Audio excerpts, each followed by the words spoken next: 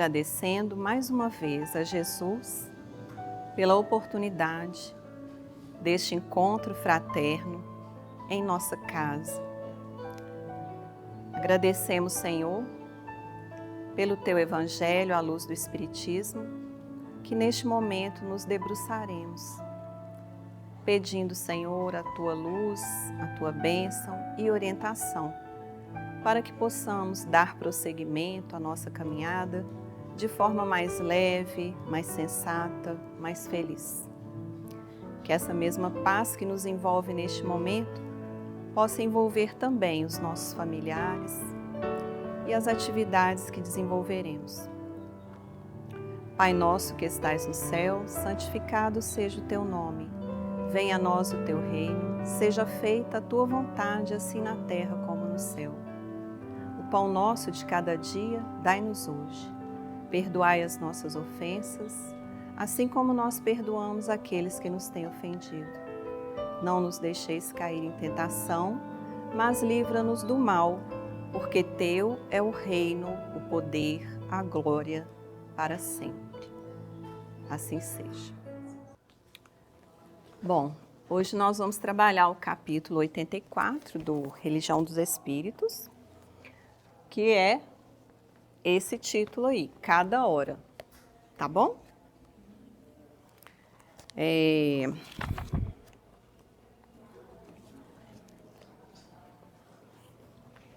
Sobre o que o Emmanuel vai falar nesse texto, vocês fazem uma ideia?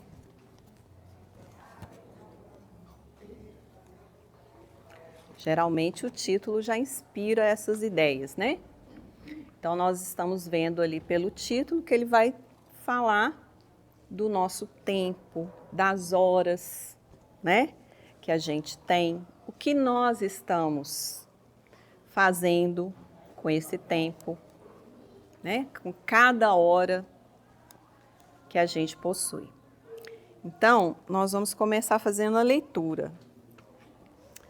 E a leitura começa de uma frase que eu vou usar, mas antes disso, eu quero mostrar um outro texto para vocês que eu vou ler. Esse texto chama Atende a Jesus.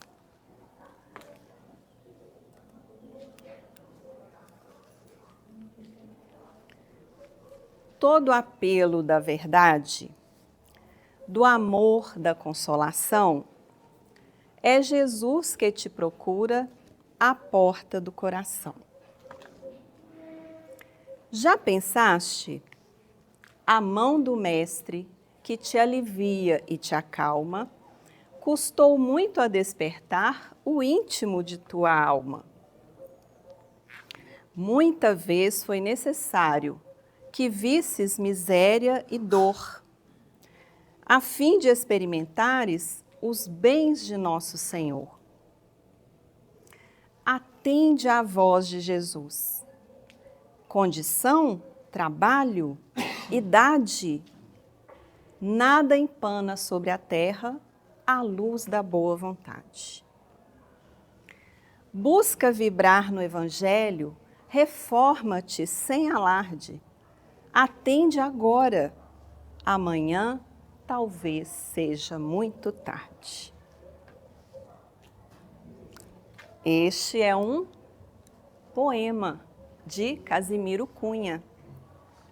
Está no livro Cartas do Evangelho, tá? Psicografia do Chico Xavier.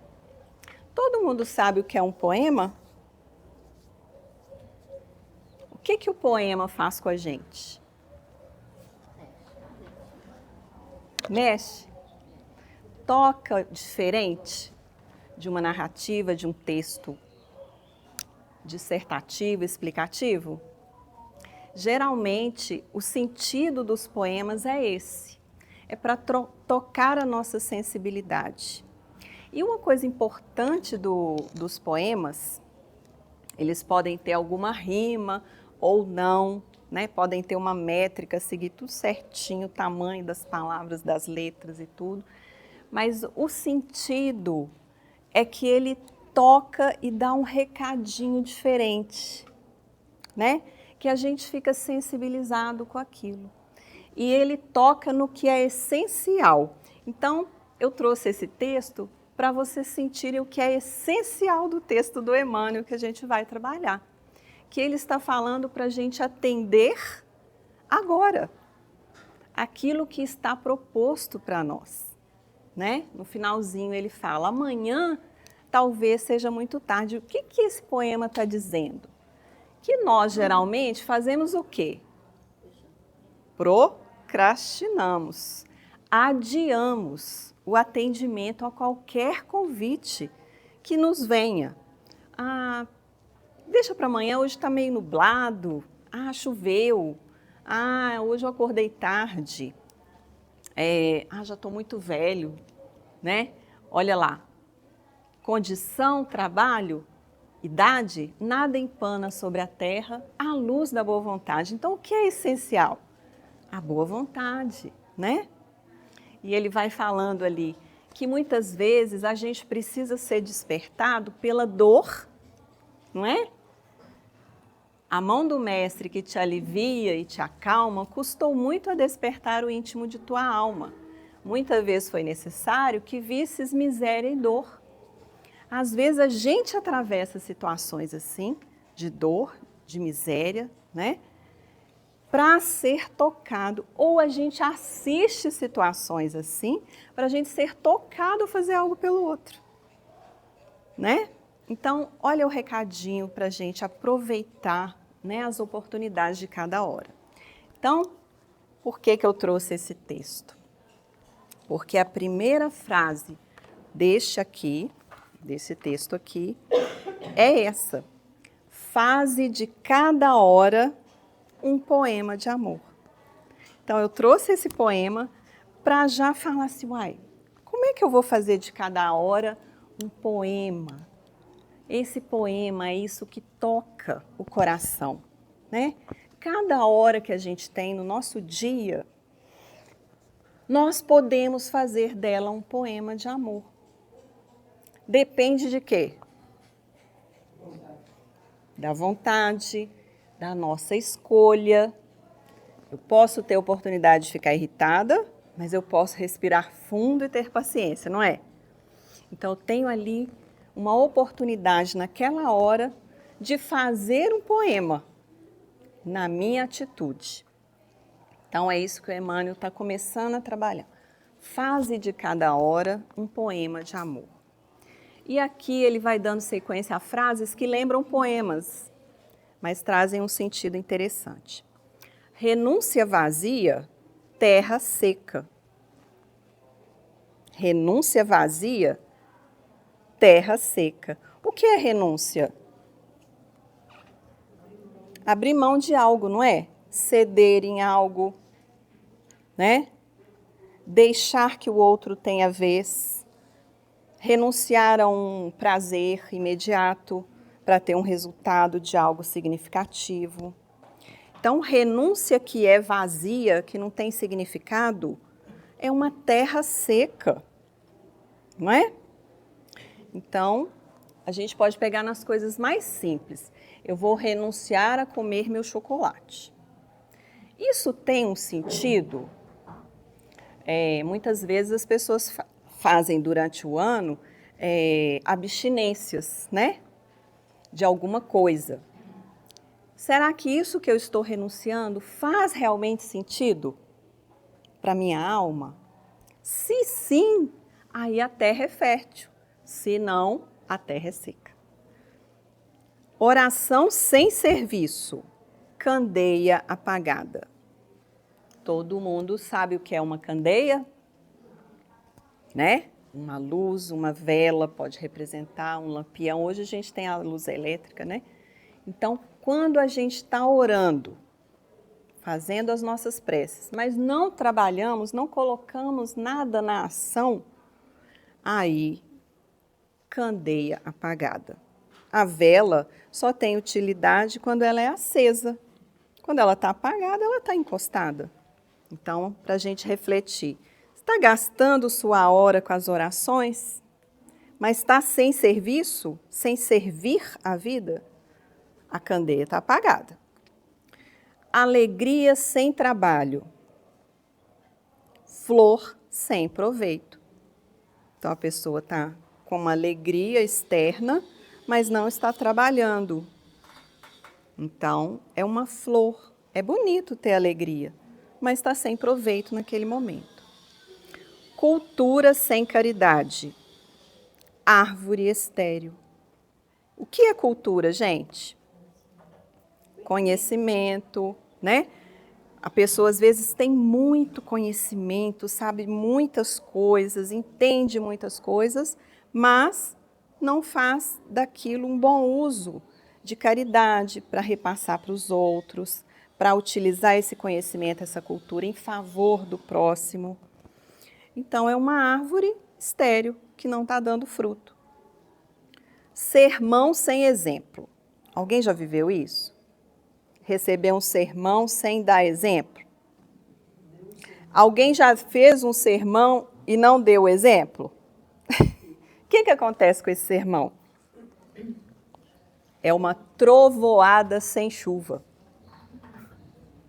Todo mundo sabe o que é trovoada. Faz barulho, mas não tem chuva. Ai, trovoou e não choveu, né? Então, o sermão sem exemplo. Tribuna sem suor. Esquife sonoro. Tribuna é onde as pessoas vão até um lugar de destaque para falar sobre algo. Tribuna sem suor. E o suor é o quê, gente? O que está remetendo? Um trabalho, uma ação. Então, a tribuna sem suor é um esquife sonoro. Sabe o que é esquife? Um caixão, né? O caixão fica um morto ali dentro.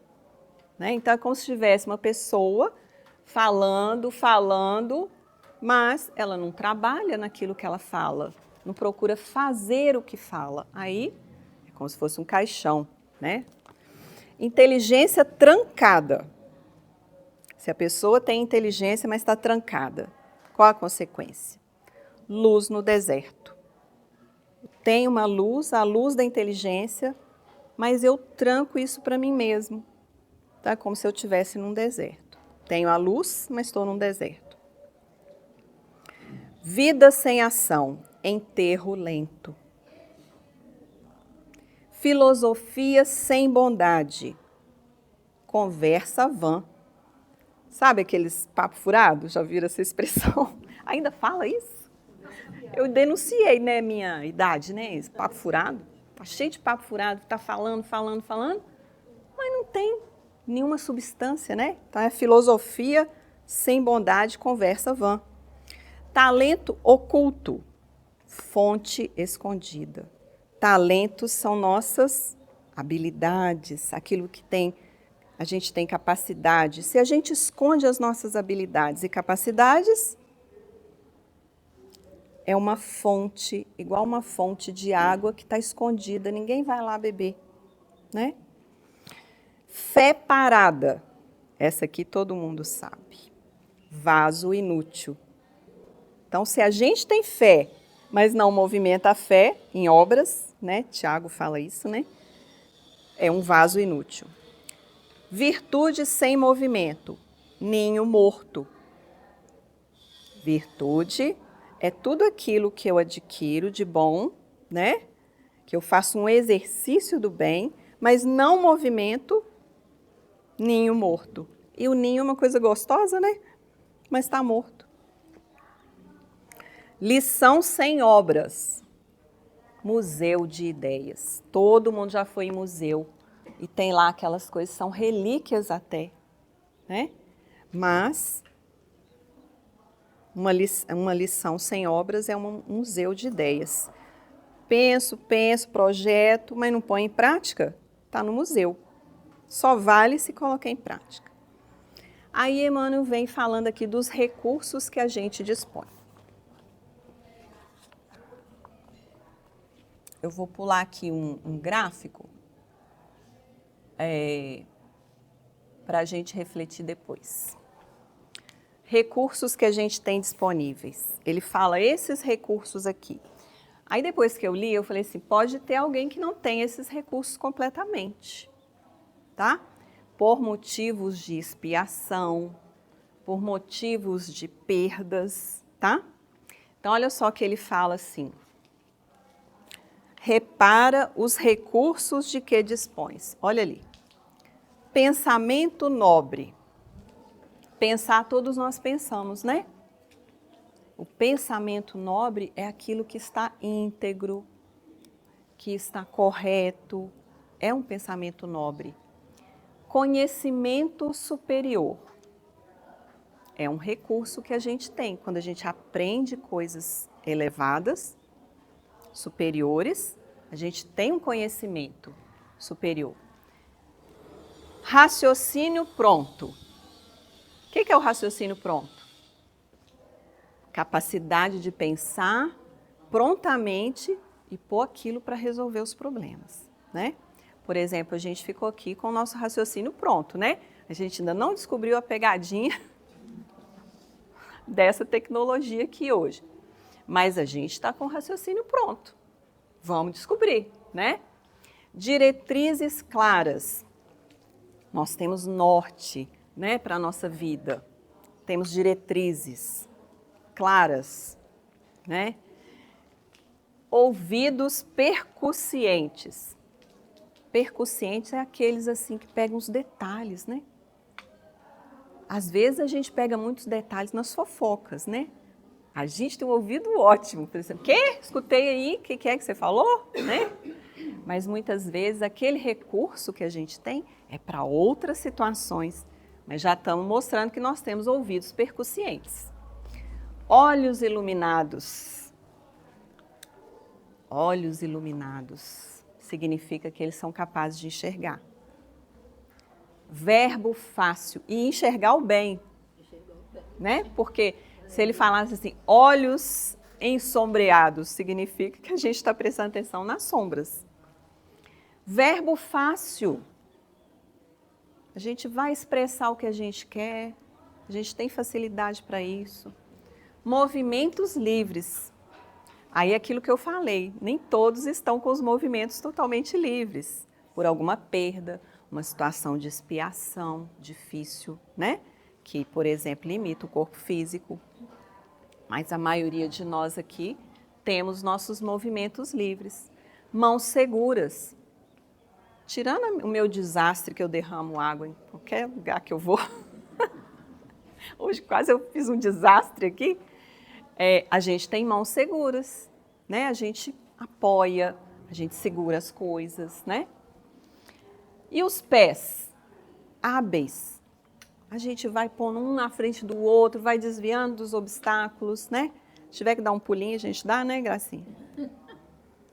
Para a gente fugir de algum poço, alguma coisa. Tem um poço de lama aqui, deixa eu pular. Vamos, tem pés hábeis. Então, esses, Emmanuel traz como os recursos que a gente dispõe. E o que a gente está fazendo com esses recursos? O que nós estamos fazendo? Aí ele diz aqui, não te afeiçoes a mortificações improfícuas. Olha que frase difícil, né?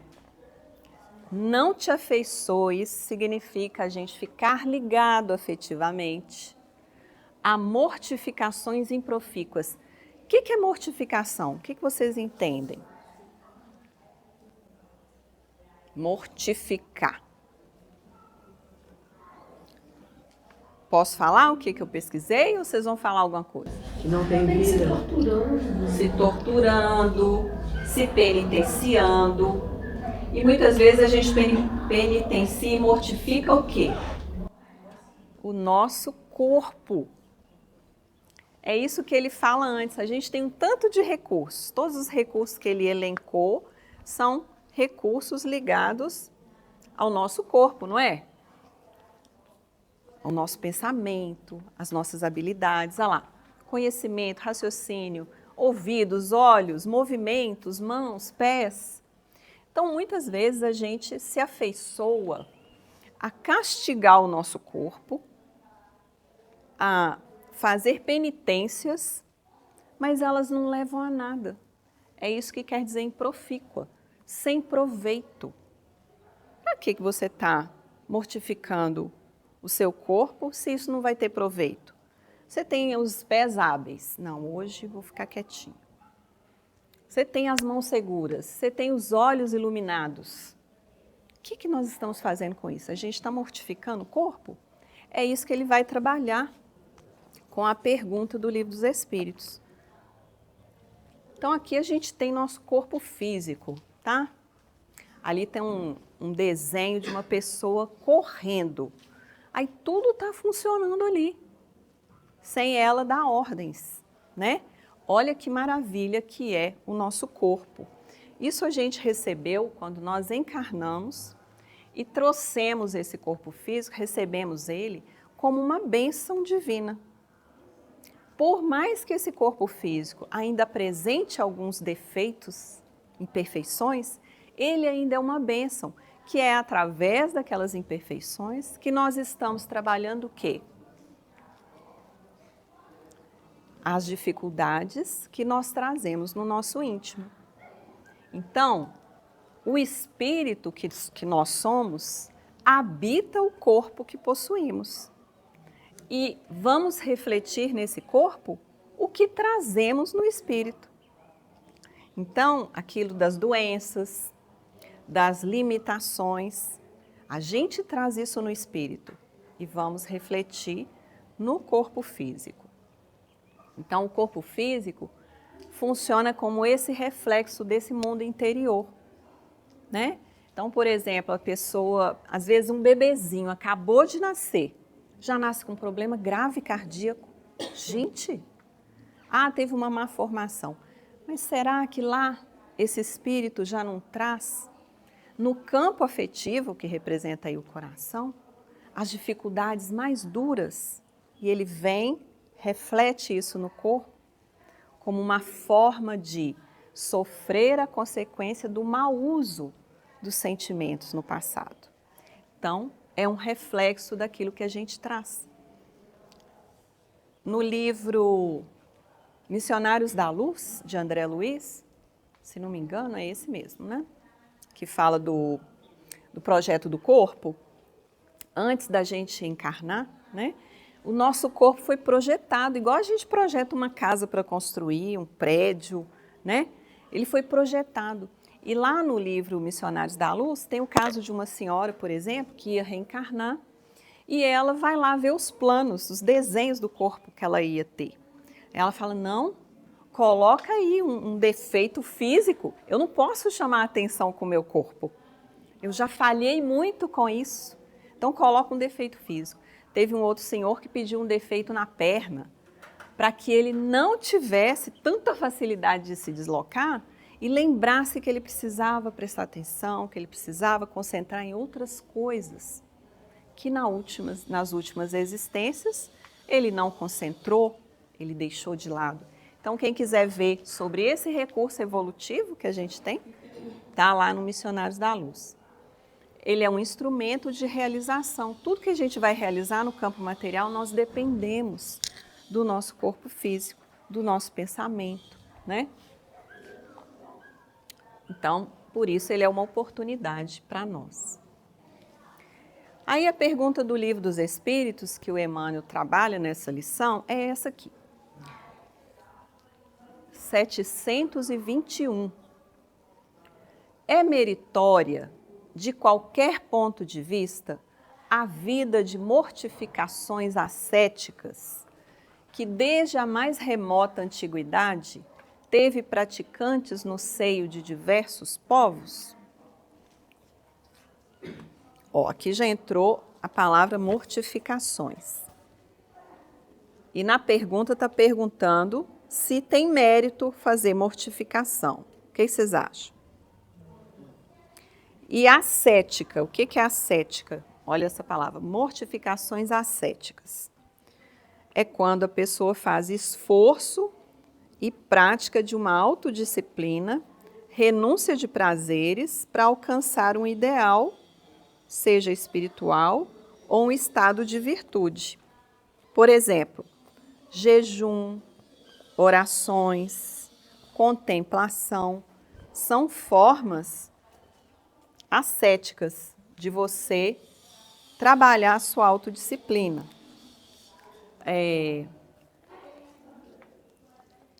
Existe um outro tipo de jejum que não é do corpo, mas que ele é muito útil. Qual seria? Não é do corpo. Hã? É uma licença. O jejum das nossas tendências inferiores, que eu já sei quais são. Então, se eu tenho a tendência de receber um desaforo, o que eu faço? Já reajo imediatamente.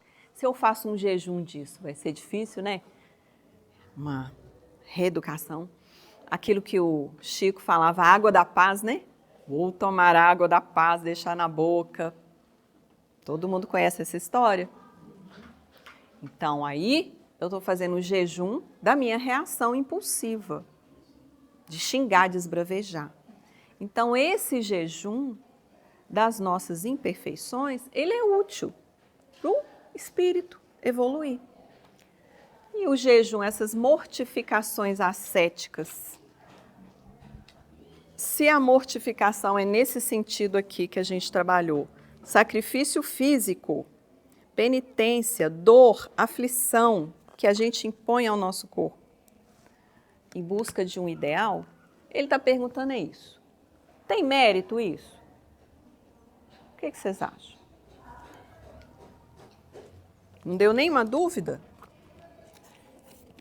Aliás, eu vi só umas 2 pessoas balançando a cabeça, então eu acredito que o resto deve estar em dúvida. O que vocês acham? Tem mérito, gente, fazer esse tipo de mortificação? Para essa autodisciplina? Evitar o prazer? Não tomar 8 bolas de sorvete no dia do festival, só porque tem direito a 8 bolas, tomar 8 bolas, não. 2. Né? 2 bolas. Vou me penitenciar, me autodisciplinar. Para quê tomar 8 bolas? Tem o açaí ainda, né? Tem o pastel. Como é que vai caber depois de 8 bolas? É, gente, meritório, não é? Sim, acho que sim. Olha, a resposta vai dar o que dizer. Olha, eu anotei a resposta ali. Procurai saber a quem ela aproveita e tereis a resposta. Essa penitência, essa mortificação, esse sacrifício que eu estou fazendo, aproveita para quem? Para si mesmo? Unicamente? Ah, vamos ver, já começou a dúvida, tá vendo? Se aproveita só para mim, é bom? Olha, vocês esqueceram o negócio do bem e do mal. Se é bom só para mim, já é o quê? Egoísmo. Gente, mas é uma coisa, né? Oh, meu Deus. Tudo a gente cai no egoísmo. Quando não é nele, é no orgulho, né? Então, olha só. Procurai saber a quem essa mortificação ascética aproveita e tereis a resposta. Vocês nem tiveram ainda, hein? Vocês estão em dúvida. O Espírito falou que a gente tem a resposta. Isso, vocês ainda estão em dúvida. Vamos ver a próxima frase. Se somente serve para quem a pratica e o impede de fazer o bem, é egoísmo. Seja qual for o pretexto com que entendam de colori-la. Oh, agora ficou claro, né? Então, é útil para mim, por exemplo, fazer 24 horas de jejum. Eu vou fazer um detox no meu organismo, né? Mas se eu ficar mais irritada, se eu começar a xingar todo mundo ao meu redor só porque eu estou sem alimentar, ali, culpar a vida, aí eu estou me impedindo de fazer o bem com esse jejum? Serve para alguém? Só para mim? Aí eu caí no campo do egoísmo. Aí está falando, seja qual for o pretexto. Aí é para fazer um detox, mas se você ficou mais irritado com seu esposo, sua esposa, seus filhos. Lá no seu trabalho você deixou ele para amanhã porque não deu tempo de acabar, porque sua cabeça estava mal funcionando aí. Você faz um detox físico e uma intoxicação. E o moral não fez o detox, né? Então é nesse sentido. Continuando. Privar-se a si mesmo e trabalhar para os outros, tal a verdadeira mortificação, segundo a caridade cristã. Completou? Tudo bem se você, né, escolher um sacrifício para você fazer, qualquer que seja, igual o Éder deu o exemplo da maledicência. Hoje eu não vou falar mal de ninguém. Igual Alcoólicos Anônimos, né? Hoje eu não vou beber. A gente tem que fazer esse propósito. Tá bom, então eu estou fazendo um sacrifício hoje, uma penitência hoje, para mim mesmo. Isso serve para os outros? É para o bem também dos outros? Então está garantido aqui que eu estou fazendo caridade. Tá certo? Vocês já tinham pensado nisso? Interessante, né? Interessante nessa parte aí final, a gente foi privar-se a si mesmo e trabalhar para os outros. Porque muitas das vezes, quando a gente age assim, Patrícia, a gente não é santo. Não. Aí o outro fala assim, nossa, não está fazendo nem por ela, pelo amor de Deus, se doando tanto. Mas é tão prazeroso, né? Mas eu acho que essa essência, esse olhar, só vai ter mesmo o esforço que a gente tem, né? De ver o que Jesus fez por nós, né? Que o outro, às vezes, se não tiver o mesmo patamar, ele não vai entender. Tipo assim, vai chamar a gente boa. Eu vou me privar de passeios, de diversão. O que mais, gente? Passear no parque. O que mais? Viajar. Porque eu vou só fazer trabalho de caridade.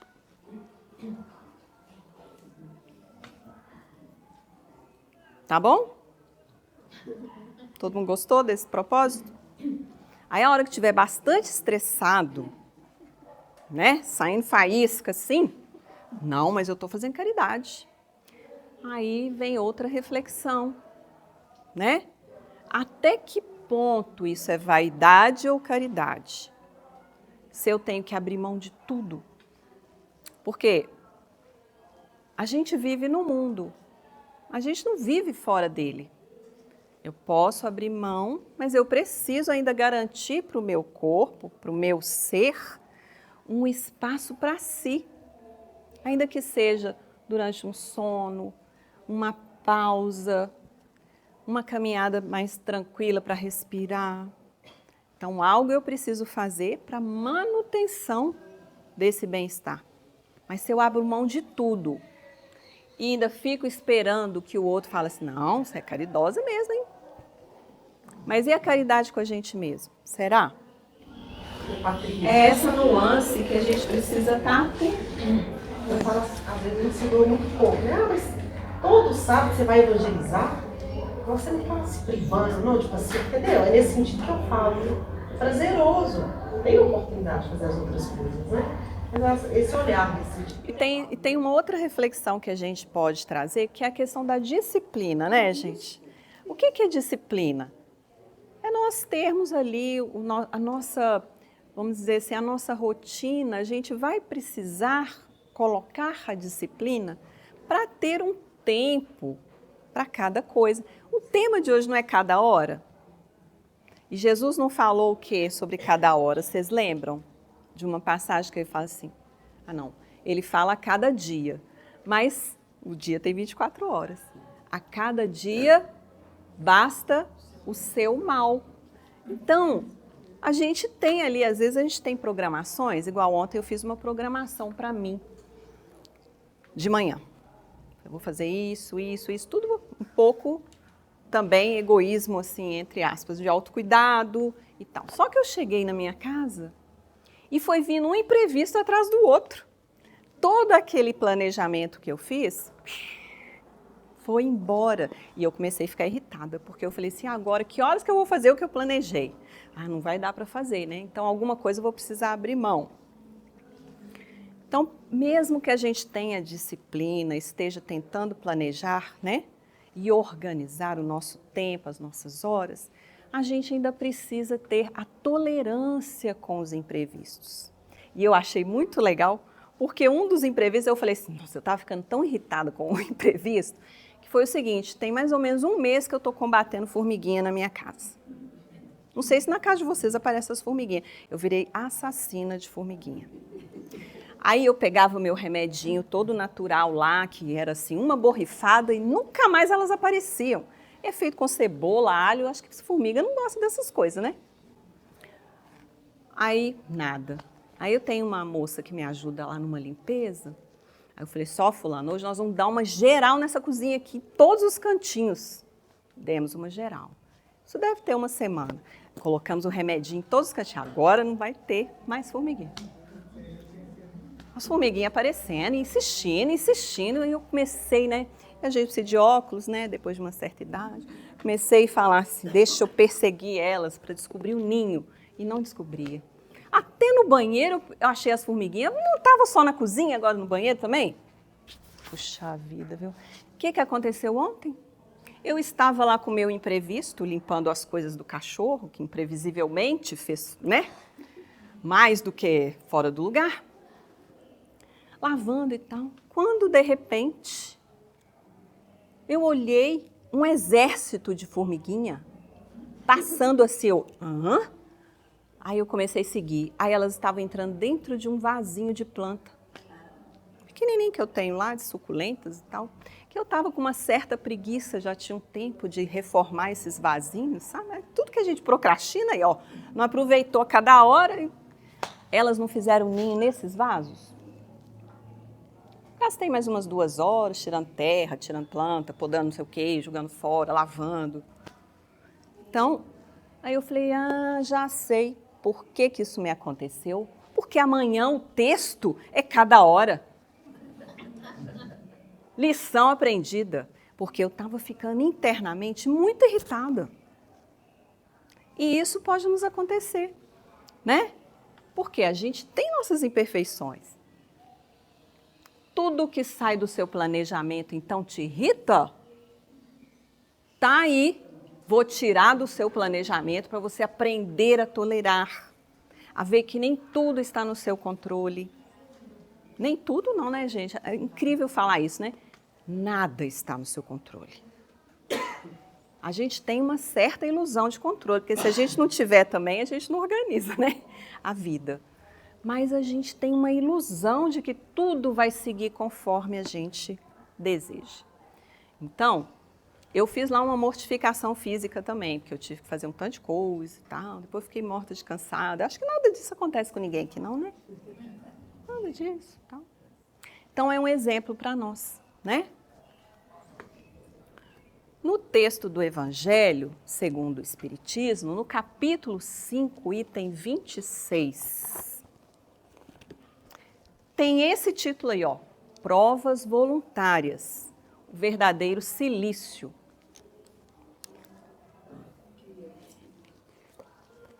Silício, deixa eu ver aqui, capítulo 5, 26.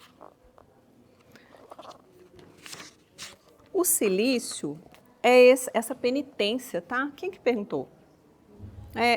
É mesmo um sentido muito próximo de mortificação. Qual que é a verdadeira mortificação? Né? Provas voluntárias. Significa o quê, gente? São as provas que eu mesmo, voluntariamente, escolho passar. Tá? Porque tem provas na nossa vida que vão chegando, eu nem escolhi. Elas vão chegando, né? Aconteceu um adoecimento num familiar, eu nem escolhi isso não, aí eu vou ter que ir lá, socorrer e tal, né?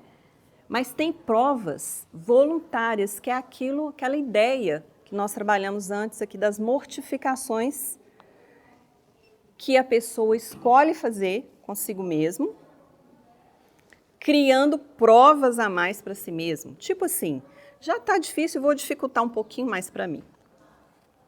Tem jeito de dificultar um pouquinho, não tem? a gente atravessa já uma prova e ainda tem jeito de dificultar um pouquinho. Por exemplo, você tem um irmão ou uma irmã, aí ele fez uma coisa que você não gostou.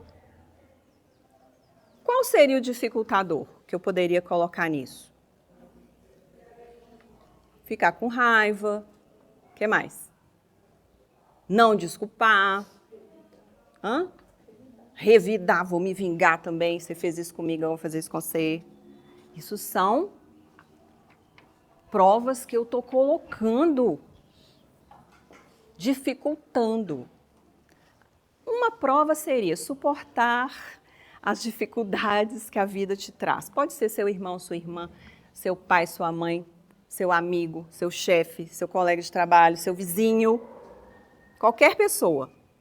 Mas se além de suportar, que eu deveria escolher um caminho assim, eu começo a falar mal daquele, mas não é sua irmã, seu irmão, você está falando mal? Vocês não são farinha do mesmo saco, não? Casal tem muito isso, né? Começa a apontar o fulano que é assim, ciclana que é assim.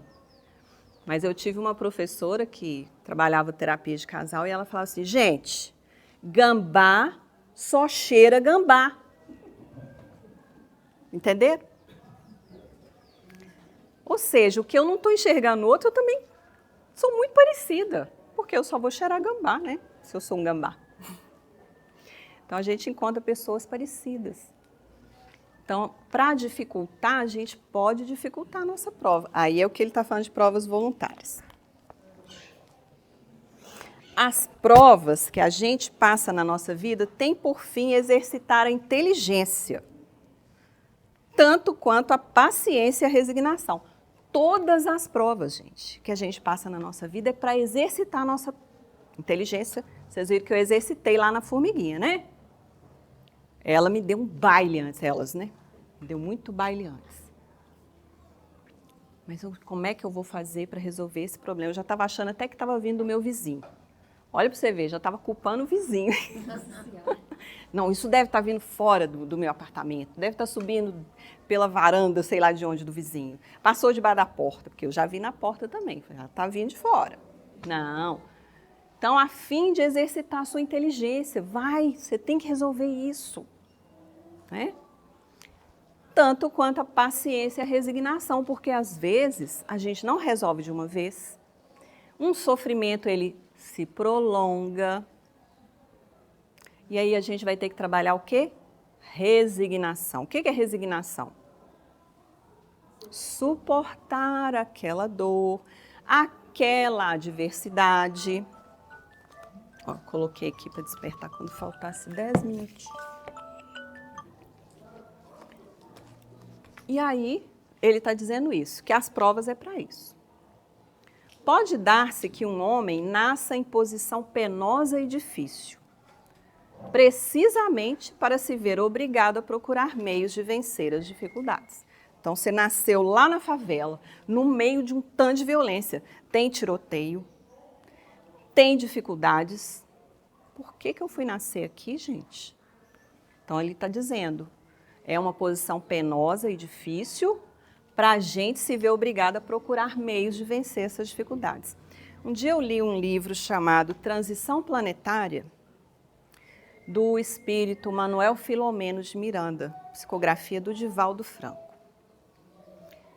Aí lá para o final do livro falava dos espíritos superiores que estavam vindo de outros orbes, de outros planetas, para alavancar a evolução da Terra, para chegar na regeneração. E sabe onde que eles estavam nascendo?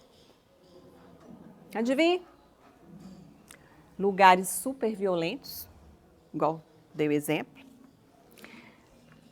Os pais que não conseguiam engravidar, tem muitos pais que querem muito ter os filhos, mas não conseguem, né, reprodução natural. Aí eles se investem, muitas vezes, de um investimento alto para gerar um filho, de uma reprodução assistida, né, in vitro, por exemplo. Esses espíritos eram alocados para esses casais, porque era tanto amor que eles aguardavam um filho, né? Que a espiritualidade alocava ali, porque aqueles iam receber logo de início isso aí, um campo produtivo. Então, desses lugares difíceis nasciam ali professores, pessoas que iam criar projetos educativos alternativos para aquela comunidade. Aí eu fui lendo o livro e fiquei encantada, sabe? Falei assim, gente, nós achamos que os espíritos superiores vão sair, por exemplo, numa posição de governança, né? Porque aí resolve o problema da guerra, resolve o problema da divisão socioeconômica e tal. Não, nem sempre. Vão começar a trabalhar das bases. E interessante que das bases vão sair pessoas que poderão assumir esses lugares. Então a gente nasce nos meios difíceis também para isso. Aí vamos voltar aqui no texto. Cada criatura, onde passa, deixa o próprio reflexo. Gente, o que vocês entendem por isso? Cadê o livro? Alguém viu? Ó, esse livro aqui, só o título dele, todo mundo já fica calmo, não já? Você olha para o texto, tem um Jesus, nem sei se é atualmente, a capa é essa, mas só o nome, esse nome não é significativo? Calma. Se a gente separar o C, colocar um apóstrofo, com alma, ou seja, volta para a alma, calma. Aí esse livro é muito interessante, gente. Quando de repente você pega ele e abre ao acaso, porque você é um espírito assim, que vai cultivar a prece, as orações, as meditações, aí sai para você esse título aqui, ó. Azedume e irritação. Tá falando que é para você? Não, isso aqui deve ser para eu suportar melhor meu marido, meu filho, que ficam irritados, que o Atlético Mineiro perdeu ou ganhou. Esse aqui irritado de todos os jeitos. Então, será que é isso? Aí, calma. Vou pegar aqui, porque o tema de hoje é cada hora, né? Recorda, momentos de crise te examinam a capacidade de resistência. Já está dando um recadinho, tá? É para ficar azedo e irritado? Os momentos de crise te examinam a capacidade de resistência. Hoje está muito comum falar uma palavrinha que parece com resistência. Chama resiliência, que é justamente essa capacidade de suportar pressões, né? Sem você se perder. Então, os momentos de crise são esses momentos que nos testam. Determinados contratempos são bênçãos antecipadas, cuja significação virás a compreender. Peguei só essas duas. Determinados contratempos, viu? Vocês saem daqui lembrando disso. Contratempo, contratempo, cada hora, contratempo. Determinados são bênçãos antecipadas, cuja significação virás a compreender. Tem pessoas que iam se envolver em acidentes e deixaram de ir. E aconteceu um acidente com o transporte que elas iam pegar, por exemplo. A pessoa estava lá programada para fazer um tanto de coisa e viu a formiga. Aí foi mexer com a formiga. Ah, que bênção! Descobriu o ninho da formiga. Eu só fui entender depois, né? Demorei, olha. A capacidade de inteligência estava curta. Aí um outro dia você pega o livro Calma e abre de novo, casualmente. E sai lá o seguinte título. Rusgas domésticas. Não é para mim, né? Que eu não sou rusguenta, não implico com nada, né, Geraldo? Então, olha só o que fala aqui. De pequena rusga doméstica pode nascer extensa caudal de rixas e aversões. De pequena rusga doméstica pode nascer extensa caudal de rixas e aversões. Ô, gente, rusga. Parece tão inofensivo, né? E pode gerar essa confusão toda. Evita criticar essa ou aquela minudência menos agradável no ambiente caseiro, cooperando em silêncio para que os senões desapareçam. Eu tenho um amigo que um dia ele tinha casado, aí nessa época era ele e a esposa ainda, não tinham filhos. E a esposa, fulano, você deixou aqui, vamos supor, toalha, não sei o quê. Ah, não colocou a roupa lá no lugar. E ele um dia foi desabafar comigo e falou assim, por que ela não pega lá e já que eu esqueci, coloca lá para pendurar? Aí eu pensei na hora, assim, né? Falei assim, pode ser uma boa ajuda, né? Ela tem que xingar, tem que falar toda hora. Aí, quando eu li essa frase aqui, eu lembrei dele. Por quê? Muitas vezes a gente fala, cria uma rusga e começa a criar aversão. Tudo bem, que eu não vou ficar fazendo isso todo tempo. Tem uma outra amiga que falava assim, deixa lá a toalha lá, uma hora vai tropeçar na toalha, vai ver que ela está lá fora do lugar. Livre-arbítrio. Eu posso escolher que técnica eu vou usar, mas lembrando disso, eu posso cooperar em silêncio. Isso eu estou fazendo caridade dentro da minha casa, sem ninguém saber. Caridade não é isso, gente? Não saiba a vossa mão o quê? É direita o que a esquerda faz? Caridade é isso, é fazer ocultamente, sem esperar reconhecimento. Vocês gostaram dessa lição? Calma, hein, gente, calma. Sua técnica é essa. Silenciar sobre questões nevrálgicas em família impede a explosão de conversas ofensivas ou inúteis. Questões nevrálgicas, que nome, hein? Nevrálgica, já lembra o quê? Nervo. A questão é nevrálgica, gente. Se você cutucar ali, sai doendo para todo lado. Evita. É Natal, daqui a pouco. Vão começar a trabalhar isso agora. Vai treinando, não ficar cutucando as questões nevrálgicas. Pois se Jesus disse, bem-aventurados os aflitos, haverá mérito em procurar alguém aflições que lhe agravem as provas, por meio de sofrimentos voluntários? Eu vou descontar os 5 minutinhos que a gente gastou aqui na nossa peleja, tá? Para a gente concluir. Voltando, Jesus disse isso, bem-aventurados os aflitos. Então, quanto mais afligir, melhor? Quanto mais aflito, melhor? Mais feliz? Bem-aventurado é feliz, né? Olha, gente, Jesus falou isso. Vocês estão entendendo o que ele falou? Vamos tirar o espírito da letra. Haverá mérito na gente procurar aflições que agravem as nossas provas. Por exemplo, se eu fizer uma rusga doméstica, eu estou agravando a minha prova? Mas, se eu resolvi que tudo eu vou fazer sozinha na minha casa e não vou colocar para o outro assertivamente, olha que palavra bonita, com 2 S's. Não é com C, não. Assertivamente. Que é um treino, né? Não violentamente. Já viram falar na comunicação não violenta? Então, uma técnica é assim, a gente começa falando da gente. Vamos supor que seja com o marido. Nada pessoal.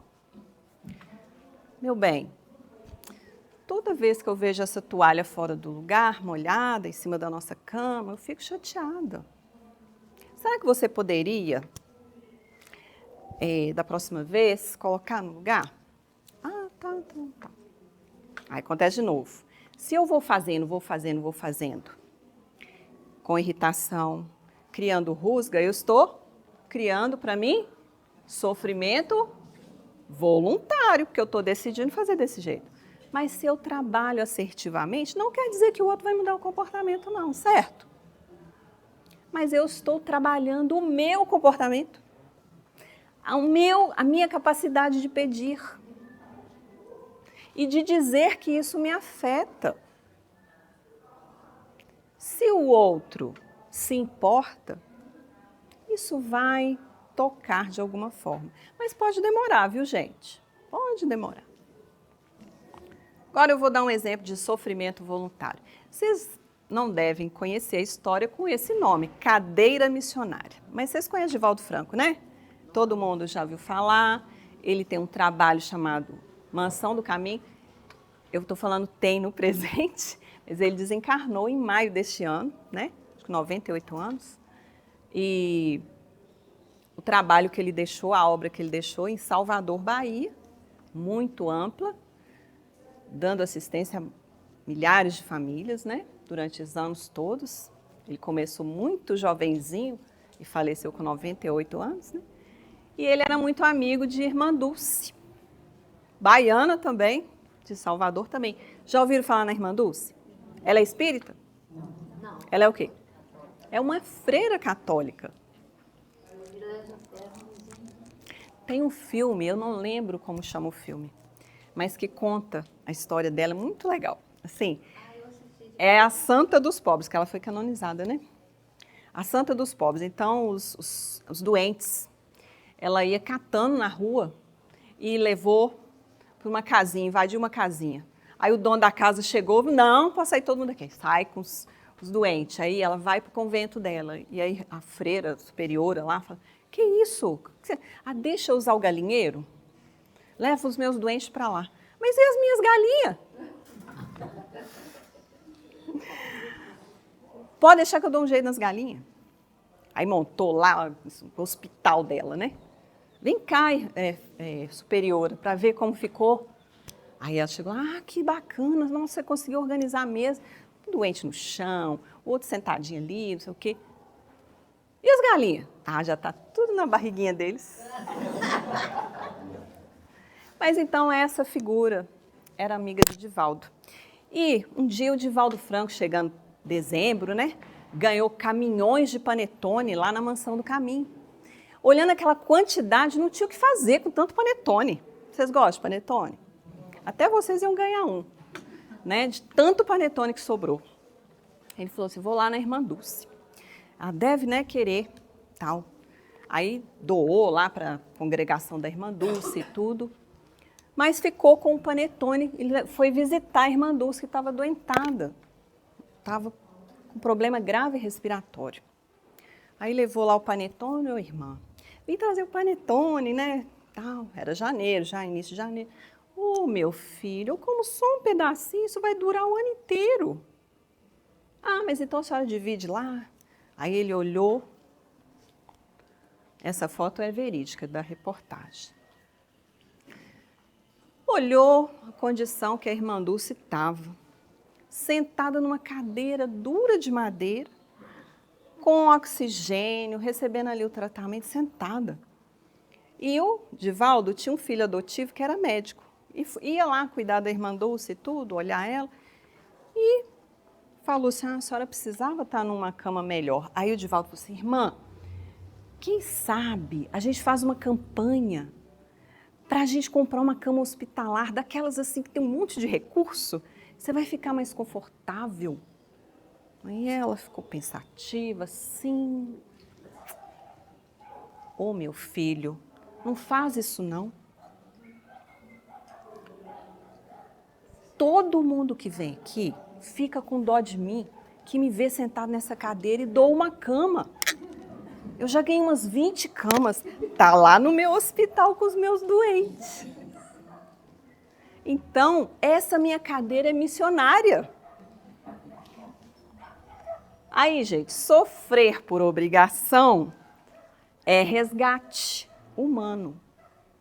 As provas que a gente tem, as expiações, consequência do que nós fizemos, é resgate. Mas sofrer para que outros não sofram é renúncia divina. É o que a gente está trabalhando aqui. Então, aquela pergunta lá do Evangelho, resgatando aqui, Bem-aventurados aflitos, haverá mérito em procurar alguém aflições que lhe agravem as faltas por meio de sofrimentos voluntários? Depois da resposta da história de Irmã Dulce, o que vocês acham? A isso responderei muito positivamente. Sim, há grande mérito quando os sofrimentos e as privações objetivam o bem do próximo, porquanto é a caridade pelo sacrifício. Não quando os sofrimentos e as privações somente objetivam o bem daquele que a si mesmo as inflige. Porque aí só há egoísmo por fanatismo. Ficou claro? Então, gente, ó. Terminando o texto. Tem o exemplo do Gandhi, né? Hã? O exemplo do Gandhi, que chega uma mãe falando com ele dá conselho por si para não comer doce, Sim. muito doce, e aí ele fala, vamos ter que por favor. Ele vai dar o conselho depois de 15 dias, e ela pergunta por que ele que eu também como discurso para eu comer. Ou seja, ele se privou, se reeducou para depois ele orientar. Então, fechando aqui. Só a inércia vagueia no mundo como sombra na sombra. Lembra, gente, antes que eu falei que a gente dá o nosso reflexo onde a gente passa? O reflexo da Irmã Dulce, tá aí, depois vocês podem pesquisar a obra que ela deixou. Tu, porém, deves caminhar à feição do raio solar dissipando as trevas. Tu, tá falando para tu, viu? Tu é nós. Cada hora pode fazer a dor menos amarga. Podes fazer a dor menos amarga. Cada hora podes fazer a luta mais construtiva. Imensos são os males do mundo, não os agraves com o desespero. Enormes são as mágoas dos outros, não as multipliques com o fel da reprovação.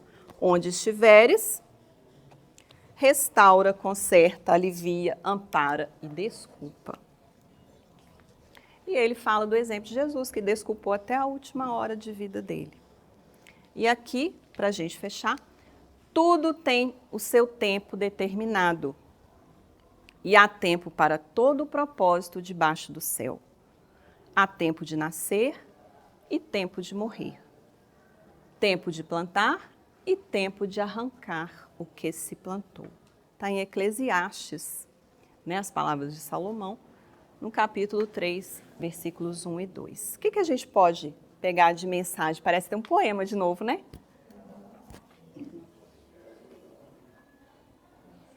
Há tempo para tudo, né? A gente está nessa terra para a gente nascer novas habilidades, nascer novos conhecimentos, nascer oportunidades, mas também há fechamentos de ciclos, mortes. Tempo de semear algo, tempo também de arrancar aquilo que a gente semeou e que não serve mais. Então, só para sugerir para vocês que não vai dar para a gente fazer o exercício, que eu tinha planejado, mas o meu tempo foi mal calculado, eu gostaria que cada um de vocês pensasse nessa hora que vocês estão tendo aqui, na oportunidade de o que eu posso fazer em relação a algo ou alguém que eu gostaria de agradecer, de reencontrar, de reconciliar, de restaurar um relacionamento. Pensem nessa pessoa e pensem numa frase que vocês gostariam de dizer a ela se tivesse oportunidade. Construam isso dentro de vocês. Depois de construir isso, vejam se é possível colocar em prática hoje, em alguma hora do hoje. Telefonem, dá uma passadinha lá, não deu para telefonar, nem para passar, manda uma mensagem. Se não deu para mandar uma mensagem, né, pelos recursos tecnológicos que nós temos, escreve essa frase que vocês gostariam e organizem essa hora, essa oportunidade para reconciliar. porque isso é aproveitar esse tempo que nós temos. Porque a gente pode adiar e aí um dia nós estamos no velório daquela pessoa, ou ela no nosso, né? A gente nunca sabe. O tempo esgotou e a gente perdeu a hora. Então é uma oportunidade. Quem puder, quem quiser, quem sentir no coração que faz sentido, aproveitem e façam esse exercício. E depois me contem.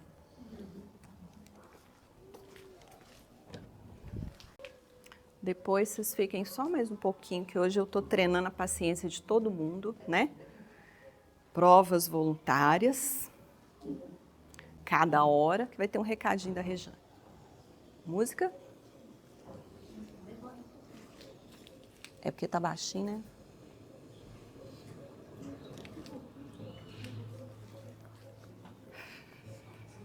Agradecendo então, gente, paciência de todos.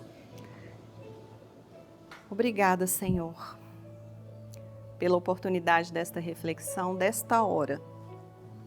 Que nós possamos aproveitar o nosso dia, os momentos que temos de oportunidades para reconciliar, reencontrar, refazer, renunciar, aprimorar, ajudar e doar amor, fazendo, Senhor, a proposta de cada hora um poema de amor. Que nós possamos aprender e exercitar esse amor, ainda que de modo imperfeito, mas que nós possamos exercitá-lo, Senhor.